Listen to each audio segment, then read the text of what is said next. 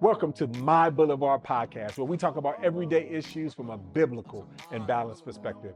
I'm Dahadi Lewis, and this season we're diving into fighting for the faith in today's culture, navigating deconstruction and reconstruction, and featuring the voices of poets, pastors, practitioners, and polymaths. Thanks for tuning in and enjoy today's episode. Welcome to This Is My Boulevard, another podcast. We are here. We are excited. I brought the squad.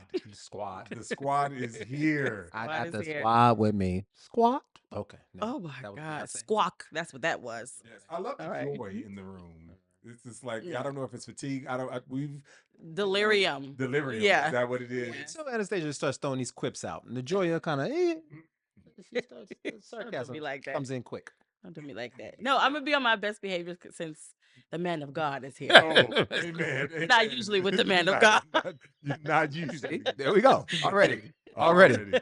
right. So, but today, I mean, that's an interesting dynamic because that's what we're going to be talking about. Like, there was a time that you would have made that statement and said the man of God, and it would have meant something. It would have had some weight. Even as a person who I wouldn't consider myself being raised in the church. I would have said, yes, the man of God. There was a certain honor and respect. You don't do certain things on Sundays, all the stuff. You remember Friday? You know, Yes. so like, it's like there was this like rules, whether you're in the church or not in the church. Yeah. Yeah. Yeah. It seems like that's no longer the thing. It's like the man of God is actually the problem. You are the man, right? In the sense, and it's creating, and that has caused so many people go through what we are going to talk about today, like this, what deconstructing and now I would consider reconstructing, and that's really what today's topic is. The deconstructing and reconstructing. I just feel like over these last let's just say 4 years. Let's just say 4 years. It could have been a lot before that, but over these last 4 years since COVID, it seems like I have come across so many people who are either deconstructing, decolonizing, like it's like a lot of but the problem was I didn't see a lot of people reconstructing or recolonizing to the scriptures, and so I just really wanted to kind of get your initial thoughts. Like, what are your thoughts on that? I mean, am I off on that? Do you guys agree? Do what are your thoughts on just my observation? Because it's anecdotal. I have no stats to say that is actually what is happening. Yeah. It's still legitimate. Yeah. Sometimes anecdotes are the best place to start. I can kick us off as a person who went through a pre-pandemic deconstruction and reconstruction. It really is a thing. The impetus for me was going to seminary. I went for 1 year, so and just learning everything that I was learning, not just like about what was within the Bible, but like how the Bible was constructed, was very disorienting for me, like very disorienting in large part because this is information that I didn't get like from my church. And so I feel like that is an example of what happens today, is that folks get new information about not just the history within the scriptures, but the history of the scriptures.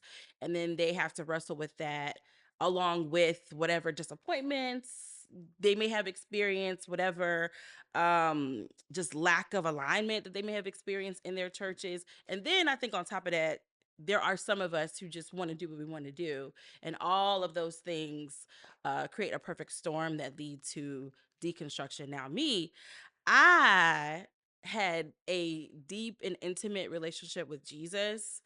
So even though I was disoriented and like went through a lot of like confusion and in some cases like a rending or a pain, my anchor were experiences that were inexplicable, but I just couldn't let go of. And so it took some time, about 2 years, like on an agnostic journey, but the Lord like brought me back. And I also had like community that helped to like just guide me through that situation. So all that to say, I don't know that everyone always has that. They have these confusing, disorienting, painful experiences. They attach them to God, and it takes a long time for them to come back, if they come back at all. Yeah, no, I think that's it's important. And I noticed that you talked about like pre-pandemic because I think a lot of it, I say 2020, but a lot of it did start even before that in 2018, 2016. with the elections, the Mm-hmm. shootings, the all the things, and then just kind of the sides and how evangelicals line themselves Mm-hmm. kind of with power and some of those. And so, yeah, I think that is so like, so I'm gonna take it back to 2016. Well, if you Yeah. want to be technical, you may want to even take it further than that, because I think what we've witnessed within the last, I would probably say, since 2008, and we can say Obama, Tea Party, and a lot of the political movements that happen, political momentum that happened around that time, and then the leading of like the are leading into Trayvon Martin, Mike Brown. What happened is the world started asking, our like a lot of people started asking, is this really a post-racial society? Mm-hmm. What is happening in our world? Is the gospel relevant to these particular issues that I feel in my particular community? And so that, I think, was my impetus Mm-hmm. for my own personal deconstruction, which was around 2010, 2011. Mm-hmm. And when we talk about deconstruction, I think, once again, I am no expert on this topic, but I do think that you can talk about it on a spectrum, because there are some people who deconstruct their faith. There are some people who deconstruct particular methods and ideologies within the church. Like, they're Mm-hmm. not, for me, I knew I wasn't leaving Jesus. Yeah. I think what I was struggling with during that time was Reformed theology and the culture that surrounded Reformed theology. Yeah. So I was wondering, like, well, is this the way for me? What is orthodoxy? What does that mean? Like, what is evangelicalism for real? Yeah. And what does this mean for my association with these particular people that have me coming out to perform? And in those moments, I began to think through who I was, how I was raised, the other information that shaped and cultivated me. And I said, is there a marriage between these things? Can I also love Du Bois, Frederick Douglass, Zora Neale Hurston, but also love Jesus with all my heart, and then also still attend church and be a faithful witness? Mm-hmm. And I think what I needed to do was to realize, like, oh, I'm not the first person who wrestled with this. And just do some discovery. And I think a lot of people are acting as if this is the first time, whether it be 2020, 2016, whatever, that this is the first time that a Christian has had questions Yeah. about social issues that surround them. And I think what ultimately happens, and I'll say this not about myself, but about people I know, is that oftentimes when we come to the faith, you don't put faith in Jesus, you put faith in institutions and people. And then you find that those people and institutions disappoint you. And then you say, oh, well, this faith is Mm-hmm. Yeah. So garbage. let's talk about that, because both of you guys alluded to it in your answers, the idea that I knew I wasn't leaving Jesus, or I had a personal, intimate relationship with Christ. I mean, but my question, with that is the idea of how much confidence are you to have or not have in the church, and have people lost faith in the church, because ultimately the church is Christ's bride. It Mhm. is the tangible expression. And what amazes me oftentimes is that there was never a period in the scriptures where you saw the church just operating Come on. like, in a way that it was just kind of like, oh man, this was the type of church. Absolutely. Like every period, so it's sort of like the Bible tells us that there's Yeah. never a period Yeah. that the institution was operating in the way that it was supposed to be operating. Mm-hmm. But it's this interesting that now it's just like when we experience that within, it's just like you said, we totally give up. But how do you wrestle with something that you know is flawed, Mm-hmm. right? And other, but I've seen have people lost faith in the church, and how would you address that Mhm. lost faith that people have in the church? Yeah, I do think I have like three thoughts going in my head. Like one of the thoughts is to your earlier point, if I could just quickly say something to that. I agree with you that this folks are acting like it's new in terms of like reconstruction or deconstruction is a new thing. I do think that there, especially in particular cultures, there was this you would just have your little cousin over there that was doing like their deconstruction thing, and they were, I don't really rock with God, but I'll come on, like I'm seeing me, what is it, like Christian Christmas, Mother's Day, and Easter Christians, like Mhm. that was like a thing. Yep. Yep. But I think the way that we communicate with one another, like social media and other digital Yeah. channels, like the amount of questions that I think have bombarded pastors, other Christians from a lot of different spaces, the way that folks are communicating and confirming their suspicions about the church is on another level. And I think that's what we're experiencing. It's like not a new human phenomenon, but a new communication phenomenon, and we're having to like to respond to that. To your question about or to your comment about like you're right, like there was no perfect church. Another thing that was interesting in the scriptures though is like there was always someone speaking directly to those churches and bringing correction in a way that I don't know that is happening now. That's good. Like whether it was like Paul in his epistles, or like, you know, the book of Revelation was like, this is the type of church that you are, this is what the angel of the Lord is saying to this church, and like bringing correction but then also hope for reconciliation. And that was also probably with the type of authority. With the type of, that's exactly what I was about to say, with the type of authority. So not like just some random person complaining. There's a lot of people speaking right now about the correction of the church. Not just some random person, like, and also like in a way that's like full of love and not devoid of love too, right? So like Paul had harsh words to share with the churches but he was full of love for them. You know, what we see in the book of Revelation is also not devoid of love.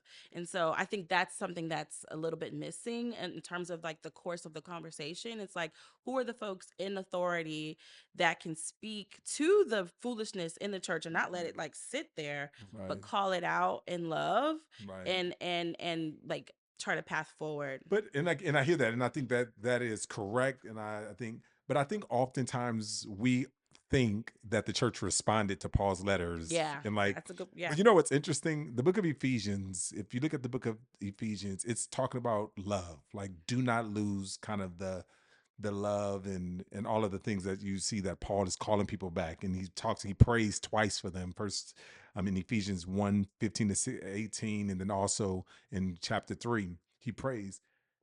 You have the time. And then John, in what you referred to in Revelation, what was still the rebuke? Love. Like, you've done all these great things, but this is the one thing that I have against you, love. So I guess part of my question is that, you know, the people probably was listening to Paul was like, oh, it's a great letter, but we're gonna still do what we're gonna do. So most of the letters that are written were written because of issues that are happening in the church. And so it's I think oftentimes, well, go ahead, you were about that. We can't put our confidence in the response of the church in the same way that I think biblically no one ever, that's never been the thing. But absolutely, but God does raise up prophets, some that they listen to and some that they don't listen to. We got books of the Bible of many prophets that were raised up and they did not listen to, and God was like I would even say in 2 Kings, that during the time of 2 Kings, 12 prophets was written to the time period of 2 Kings. They did not respond. And you know what God did? Daniel. He took them out. He rose up and he took them out the land, right?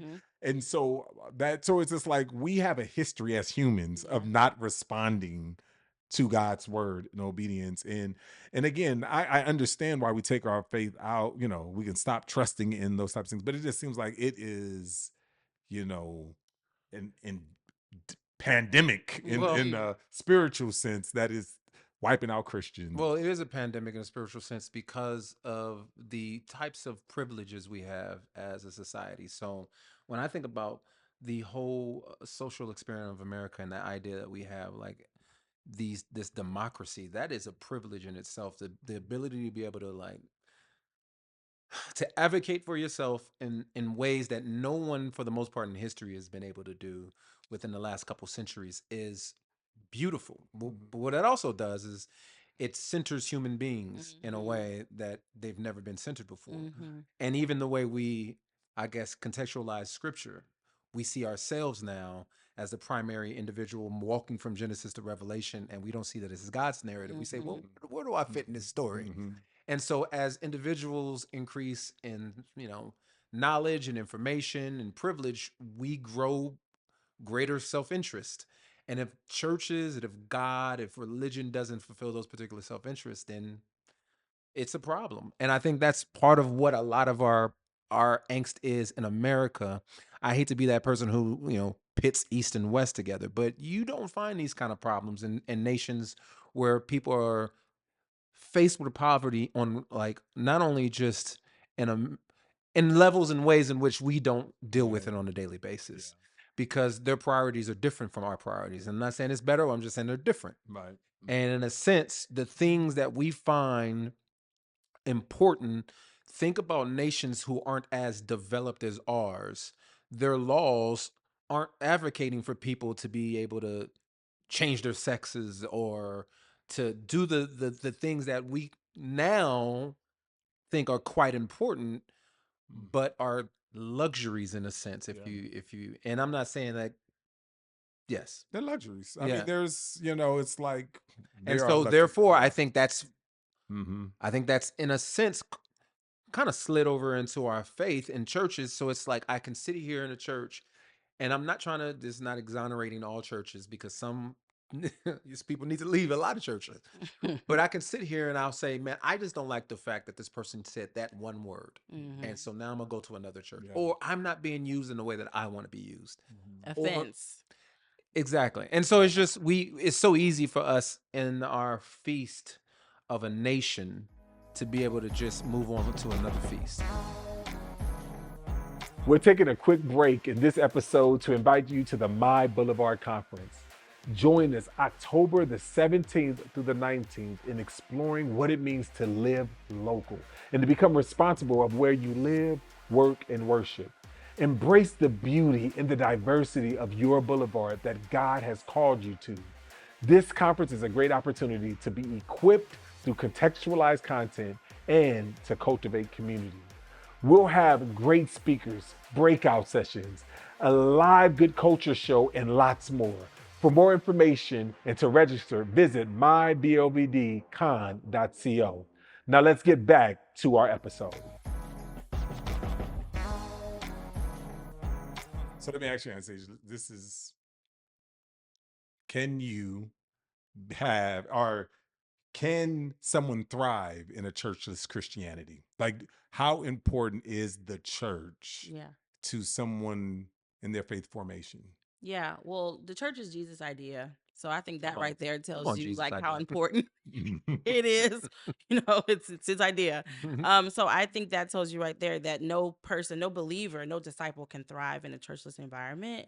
Now, we can have conversation about what that means and what that looks like, right? There's gatherings of all sizes and gatherings of all types. But I do think that the people ought to gather because the good book says that they ought to. I just don't know how you withstand temptation, how you go through just the general sufferings of life, how you grow, how you learn to not trust in your own voice without like community and leadership. Right. So is it, let me ask you, is it just community? Because I mean, there's people who says, I have Christian friends. No, I said and leadership. Okay. Yeah. Okay. And leadership. I said and leadership. Yeah. But I think it's more, I'm sorry. No, go ahead. But I think it's more than just community and leadership. I think the ritualistic nature of church is important forming and necessary because I think the pandemic showed us you can do things online. You can do things in isolation, but there is nothing like hearing hundreds of other voices sing with you unto a God that is personal. And that does something to our soul. I think you can go to any tribe in any nation, anywhere, and there are ways in which people commune and show appreciation to their God. They don't do that in isolation. And I think that is highly important to not only habit formation, but identity formation, spiritual formation, especially. And I think when you are a churchless Christian and you just kind of go about doing things in even your rituals in isolation, they have less power and have less meaning, honestly, too. It's like working out without accountability. Yeah. It's like you can, I'm going to shut it down after 10 minutes. Well, I just don't think that we were designed to do anything in isolation. Nothing. As human beings, like family exists for a reason. You know what I mean? So whether it's, sharing food together, whether it's singing songs of worship together, whether it's studying the scripture together, like there's just nothing that we were meant to do alone. And so it stands to reason that like connecting and communing and building intimacy with God would be one of those things that we ought to do, again, with community and leadership. And the reason why I said that is like authority is God's idea as well. And like somebody to check you and tell you that you off and that you to get your life right. When I grew up in church, I heard holiness was right. And so even though I Hey, don't quite like exactly. say things that way Yeah. anymore, my grandmama is in the back of my head still telling me that holiness is right. Yeah. You know, and Come so on. There's certain things. yes, That's the discipline in being a disciple. Absolutely. And I think that folks want to be a believer, but they don't want to have discipline. And you can't not have discipline within faithful community. And I think that there's some people who are opting out of the discipline piece.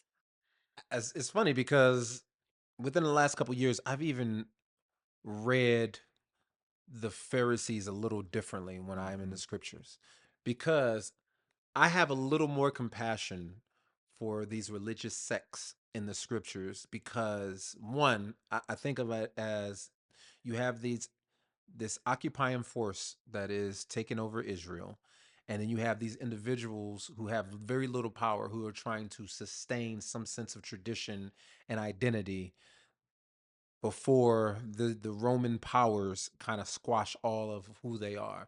And so you have these Pharisees amongst other different sects who are like, well, we are the gatekeepers of what is Jewish law, tradition, and faith, right? And I can see a lot of churches as trying to be that, as there's these concerns of culture wars, as society is shifting on everything from marriage to fill in the blank.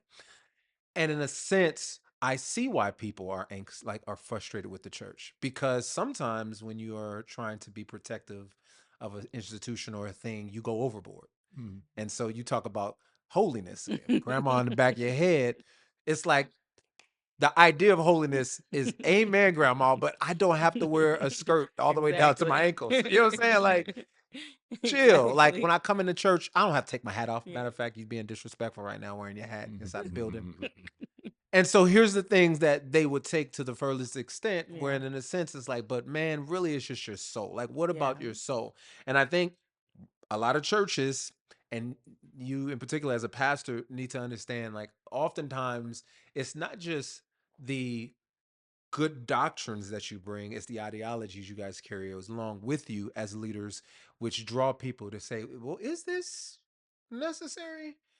And then they begin to question that, and then they end up throwing, as they say, the baby out with the bathwater. Line just continues to move. Yeah. And then I think that what you have is like shepherds who really care about the souls of people. Absolutely. You get afraid. Like if the line continues to move, at one point does like that stop? You know what I mean? At one point do we have to like just say like, all right, enough is enough? And I'm glad you said that, because part of this, I feel like pastors, especially minority pastors, I feel like we have been silenced in a lot of ways. And this is part of the reason why we're seeing only white evangelicals in the media and, and trying to uphold truth, because, if you look at throughout history, there's always been minority leaders, whether you agree with their doctrine or not, like that was from the church, like Jesse Jackson and reverends. like reverends. You've always had people in the front speaking.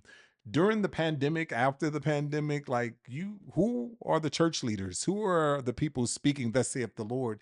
And I think where there was that void, then that's when places like Black Lives Matter and these other organizations, they filled in that space, and there was never any counter part, in its silence, like you said, the line is moved, because now as the pastor, it's like, well, I don't want to think I'm not down for the cause, so I'm not going to say it, but at the same time, that's not in the Bible, so I'm not going to. Okay, so and it's that tension that it is that don't tension. sign me up, coach. don't sign you up. No, thank you. But okay, well, a couple more minutes, because I think that is, and I'm going to write a pastor about pastor hurt. Right. And then, because I think that is the story that is not talked about. And I'm going to talk about it through the book of 2 Timothy. And I think Paul is hurt. Nobody empathizes with leaders. But I'm okay. I'm okay. The pastors need it. So I'm only going to say 15 copies. I'm going to sell 15 copies. 15 of the pastors. My parents. They need that. Yeah, nobody empathizes with leaders who hurt. Who hurt. It's like, you hurt many people, and now you want us to feel bad for you? So anyway. I hear you. But people used to always, people used to always say growing up, like whenever things are happening, people are in this deconstruction, decolonizing, all the D. And then my grandma used to always say, well, how's that working out for you? Mm-hmm. Right. And I think now people are saying, this ain't working out. Like this, Yeah. me on my own, this churchless, Yeah. like it was bad. I had some struggles and some challenges, but this churchless Christianity is also not, and we're justifying. And now you have so many people who I know who are now taking their whole platform is attacking the church, Yeah. you know, because they have to justify kind of their hurt and all of those things.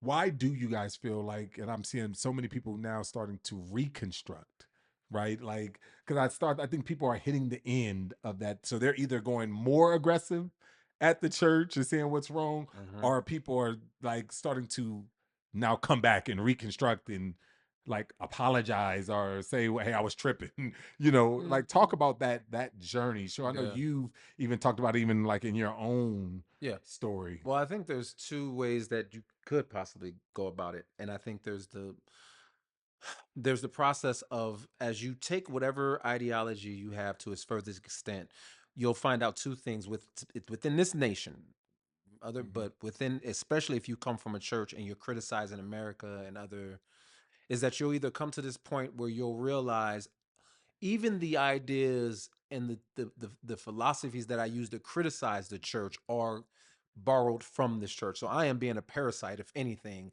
by taking things from this faith tradition that I'm calling illegitimate or critiquing to critique itself. It's like you have no morals to stand on. So you either have people who do that and they say, you know what, I either got to do something about that, or folks who say, you know what, then I am all the way done with Christianity in general because, and I know people who've done both. It's like, I can't use the value system of Christianity to critique Mhm. Christianity or the West, right? Mhm. And so for me, I think there's a lot of people who are operating, I think Tim Keller called it like a cosmic plagiarism.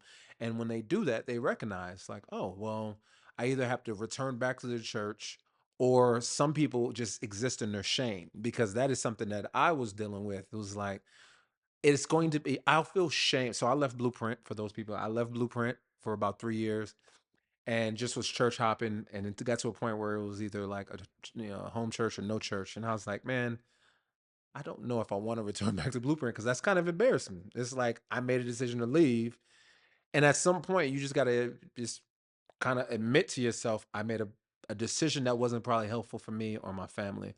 For all the things that you said and we talked about earlier, community, Mhm. the involvement of being a part of something much greater than myself, not only just for my own personal well-being, but for my formation of myself, my family, or whatever. And so that's what I'm noticing, is that people are either coming to a point where they recognize they're having to wrestle with a truth that is much greater than just something that is socially constructed. This is something that is existed beyond our own understanding, or they have to get to a point where they're like, all right, I'll just deal with Satan in the world.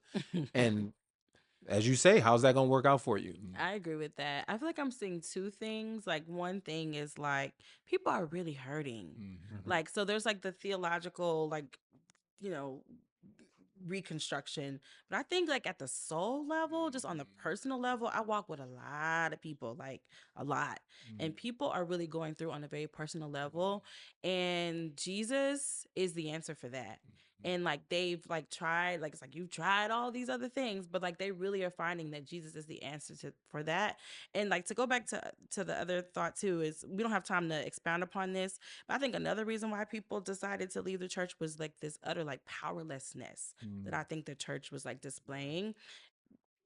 We could talk about what that means, Holy Spirit power, but then also just like engagement in the Yeah. world to shift things in the world that people wasn't with.